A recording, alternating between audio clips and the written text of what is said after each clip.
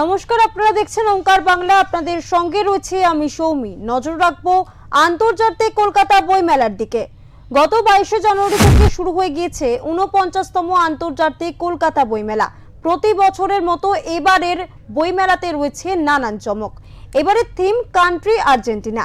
বই প্রেমীদের ভিড়ের সঙ্গে জাঁকজমকপূর্ণ অনুষ্ঠানের মধ্য দিয়ে চলছে 49তম কলকাতা আন্তর্জাতিক বইমেলা।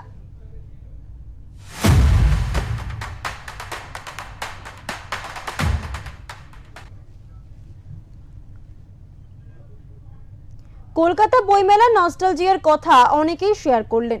বাদ পড়লেন না সিপিএম নেতা তথা আইনজীবী সায়ন বন্দ্যোপাধ্যায়। তিনি বলেন, ছোটবেলায় মা বাবার সঙ্গে বই মেলায় আসা আর এখনকার বইমেলা অনেক আলাদা।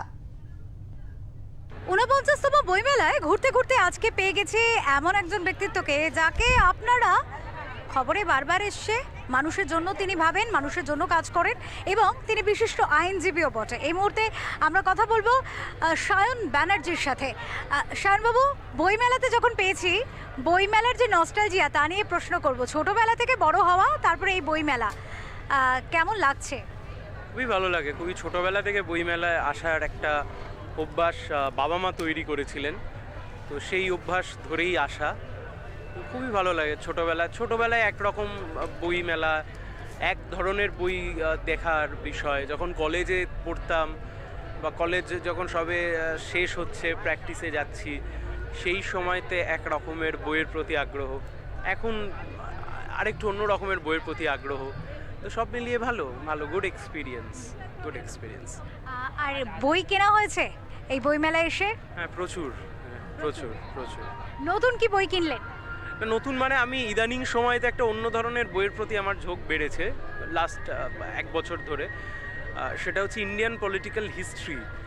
এই সম্বন্ধে আমাদের লেখাও খুব কম, মানে আমাদের এই সম্পর্কিত বইও খুব কম। মানে পার্লামেন্টের ডিবেট, সংসদের ভাষণ বা আমাদের তো খুব গ্লোরিয়াস একটা হিস্ট্রি আছে, যে কোনো রাজনৈতিক দলের হোক। ফলে সেটা নিয়ে পড়াশোনার জায়গাটা খুব কম, কারণ এই সম্পর্কিত বইটাও খুব কম। আর এখন যা চলছে সব মিলিয়ে যদি ইতিহাসের চর্চা খুব কমে যায়, ফলে সেটা মুশকিল হয়ে যায়। ফলে সেই ধরনের কিছু বই দেখেছি, কিনেছি। আরও একটি প্রশ্নে চলে যাব। ময়দানের বইমেলা আর এই বইমেলা প্রাঙ্গণে এখানে সল্টলেকে বইমেলা, তো এই দুটোর মধ্যে তফাৎ কতটা মনে হচ্ছে বা কোনটা বেটার মনে হচ্ছে? দেখুন, ময়দানে যখন বইমেলা হতো আর যখন যেতাম, আর এখন যখন এখানে বইমেলা হচ্ছে আসছি, দুইয়ের মধ্যে প্রচুর বছরের তফাৎ। ফলে এরকমভাবে তফাৎ করবার মতো খুব একটা জায়গাতে আমার মানে স্কোপ নেই। কিন্তু এটা সত্যি যে সেই সময়তে যারা পরিবেশবিদ হিসেবে খুব মামলাপাতি করতেন, তারা হঠাৎ করে কিভাবে চুপ হয়ে গেলেন, সেটাও আমার কাছে খুব মানে প্রশ্ন জাগায়। ব্রিগেডে মিটিং করা যাবে না বলে জনস্বার্থ মামলা, বইমেলা ময়দানে করা যাবে না বলে জনস্বার্থ মামলা। আজকের দিনে যখন পরিবেশে যখন 100টা সমস্যা, সেই ব্যক্তি বা সেই ব্যক্তি বিশেষকে এখন দেখা যায় না, এটা একটা খুব দুশ্চিন্তার বিষয়। শায়নবাবু, যখন আমরা আজকে পেয়েছি তখন পলিটিক্যাল ব্যক্তিত্ব, রাজনৈতিক ব্যক্তিত্ব, স্বাভাবিকভাবে রাজনীতিকে বাদ রাখতে পারি না, কারণ এই মুহূর্তের অত্যন্ত একটি প্রাসঙ্গিক বিষয় এসআইআর ইস্যু নিয়ে সাধারণ মানুষের তরফ থেকে প্রচুর অভিযোগ উঠে আসছে এবং এই মুহূর্তে যেটা হিয়ারিংয়ে ডেকে হ্যারাসমেন্টের একটা বিষয় উঠে আসছে। পাশাপাশি আবার নতুন সংযোজন আছে ফর্ম 7, যেটা আরও অনেক সময় বিরক্তি প্রকাশ করছে। অনেক মানুষ এটার জন্য বিপদে পড়ছেন। তো কি বলবেন, কিভাবে ভাবছে আপনাদের দল? দেখুন, এসআইআর এর প্রক্রিয়া যখন শুরু হয়, আমরা তো বলেছিলাম যে এসআইআর প্রক্রিয়াতে মানুষ অসুবিধার মুখে পড়বে, কারণ এই গোটা প্রক্রিয়াটা একটা আনপ্ল্যান্ড প্রক্রিয়া। এখন আমরা যখন বলছিলাম, আমাদেরকে মানে বহুভাবে বিদ্রূপ করা হচ্ছিল, ব্যঙ্গ করা হচ্ছিল, কিন্তু আজকে মানুষের প্রতিক্রিয়ার মধ্যে থেকে তো এটা স্পষ্ট যে আমরা যা বলছিলাম তার একটা ভুল নয়। এবং আপনি দেখুন, ইলেকশন কমিশন যে পদ্ধতিতে এসআইআরটা করতে চাইছে, এই প্রক্রিয়াতে এসআইআরটা করবার ফলে তো সাধারণ মানুষ, যারা দিন আনে দিন খায়, দ্য কমন পিপল, তারা অসুবিধার মধ্যে পড়ছে। বিজেপির নেতারা বললো যে আমরা রোহিঙ্গা টাইট দেবো। রোহিঙ্গা টাইট দিতে গিয়ে এখন দেখছি মতুয়া ভাই বোনেরা টাইটে পড়ে যাচ্ছে, বিজেপির জাঁতাকলে পড়ে যাচ্ছে। উদ্বাস্তু হিন্দু অসুবিধার মধ্যে পড়ে যাচ্ছে। গরিব পিছিয়ে পড়া মানুষ, পরিযায়ী শ্রমিক, ধর্মের দিক থেকে হয়তো মুসলিম, বাইরে কাজ করতে গেছে, তারা অসুবিধায় পড়ে যাচ্ছে।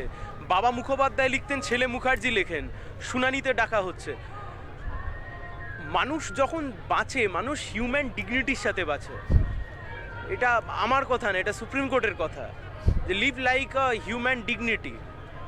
তাহলে মানুষের হিউম্যান ডিগনিটি নিয়ে যদি প্রশ্ন উঠে যায়, আপনি যে হিউম্যান ডিগনিটির সাথে দাঁড়িয়ে আছেন, এই ডিগনিটি নিয়ে যদি প্রশ্ন উঠে যায়, তাহলে সেক্ষেত্রে তো একটা বড় ইস্যু বটেই। তো অস্বীকার করবার আজকে আর কোনো জায়গা নেই। এক্ষেত্রে তাহলে যেমন রাজ্য সরকার বারবার এর বিরোধিতায় সরব হচ্ছেন, সেক্ষেত্রে আরও একটি বক্তব্য উঠে আসছে যে কোনো দলমত আলাদা করে নয়, এসআইআরের যে বিরুদ্ধে যে গর্জে ওঠা, সেটা তারা বলছেন সর্বদলীয়ভাবে করা। তো সেক্ষেত্রে এরকম কি কোনো ভাবনা রাখছেন? দেখুন, এসআইআরটা করছে কারা? এসআইআর তো করছে ইলেকশন কমিশন। এসআইআরটা পশ্চিমবাংলা হচ্ছে কাদের মাধ্যমে? মমতা ব্যানার্জি সরকারের কর্মচারীদেরকে দিয়ে। তো তাহলে মুখ্যমন্ত্রী বলছেন এক আর মুখ্যমন্ত্রী করছেন এক।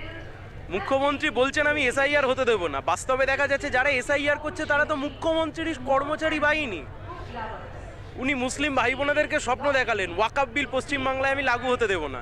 দেখা গেল এসআইআর নিয়ে সবাই যখন ব্যস্ত, উনি ওয়াকফ বিলের একটা নোটিফিকেশন বার করে দিলেন।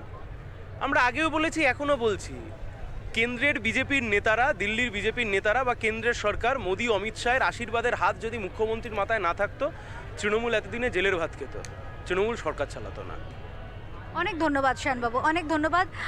আজকে আমরা কথা বললাম বিশিষ্ট রাজনৈতিক ব্যক্তিত্ব তথা হাইকোর্টের আইনজীবী শায়ন ব্যানার্জির সাথে, এবং তিনি কিন্তু এসআইআর ইস্যু নিয়ে যথেষ্ট স্পষ্টভাবে নিজের মতামত প্রদর্শন করলেন।